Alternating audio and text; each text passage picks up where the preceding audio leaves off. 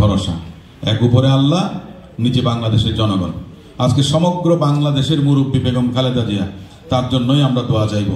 আপনারা সবাই এখানে যে কোমলমতি অনেক শিশু কিশোর ভাইয়েরা আমি সকালবেলা দেখেছি যে তারা কোরআন তেলাওয়াত করছেন। গতকালকে একটি আপনার মাদ্রাসার ছাত্ররা আপনার যখন হুজুর মোনাজাত করছিলেন, তখন আমি দেখেছিলাম অঝরে কান্নায় ভেঙে পড়েছে কয়েকটি বাচ্চা শিশু বেগম খালেদা জিয়ার জন্য। তাদের কাছে উনি কীরকম সেটা আমি জানি না, কিন্তু তাদের একটা বিশ্বাস যে এই মানুষটা বাংলাদেশের জনগণের প্রকৃত বন্ধু ছিলেন, যেমনটা ছিলেন ওনার প্রয়াত স্বামী শহীদ রাষ্ট্রপতি জিয়াউর রহমান, যেমনটা যুদ্ধ সংগ্রাম করছেন ওনার ছেলে জ্যেষ্ঠ পুত্র জনাব তারেক রহমান সাহেব।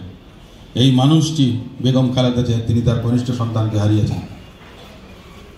বাংলাদেশের স্বৈরশাসকদের সঙ্গে যদি আপোষ করতেন তাহলে ওনার কোনো কিছুরই লস হতো না, কিন্তু তিনি জনগণের স্বার্থের কথা বিবেচনা করে কোনোদিন তিনি কারোর সঙ্গে আপোষ করেন নাই। লড়াই করেছেন, সংগ্রাম করেছেন, রাজপথে থেকেছেন, গণতন্ত্র উদ্ধারের অগ্রযাত্রায় বীর সেনানীর মতো সবসময় তিনি আমাদের সম্মুখে এসেছিলেন।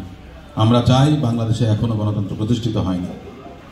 আমরা চাই বাংলাদেশের গণতন্ত্র প্রতিষ্ঠিত হয়েছে, বেগম খালেদা জিয়াকে যেন আল্লাহ তাআলা সেখান থেকে বঞ্চিত না করেন। তিনি যেন দেখে যেতে পারেন এই দেশ গণতান্ত্রিক ধারায় ফেরত এসেছে, বাংলাদেশের জনগণ তাদের অধিকার ফেরত পেয়েছে। বাংলাদেশের মুসলিম উম্মার জন্য, সমগ্র বিশ্বের মুসলিম উম্মার জন্য ওনার প্রয়াত স্বামী শহীদ রাষ্ট্রপতি জিয়াউর রহমান যেভাবে বিশ্বব্যাপী অবদান রেখেছিলেন, ইনশাআল্লাহ বেগম খালেদা জিয়াও ইসলামের সেবা করার জন্য এবং আমাদের দেশের জনগণের ঐক্যের প্রতীক হিসেবে আমাদের কাছে থাকবেন, এই প্রার্থনা আমরা করছি। আপনারা যারা এখানে সমবেত হয়েছেন জেনারা, আপনাদের সকলকে ধন্যবাদ জানাচ্ছি, কৃতজ্ঞতা জানাচ্ছি। আল্লাহ হাফেজ। আসসালামু আলাইকুম ওয়া রাহমাতুল্লাহি ওয়া বারাকাতুহু।